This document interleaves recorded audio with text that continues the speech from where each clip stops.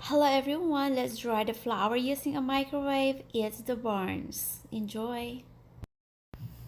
We just need is flour and tissue paper.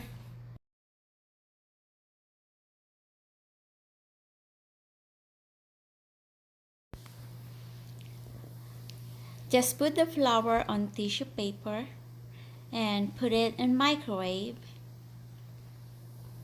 and put another tissue paper on the top. Then put something heavy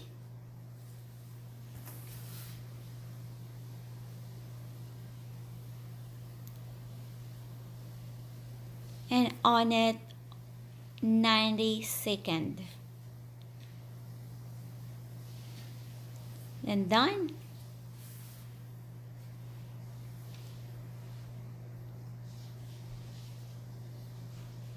Let's check.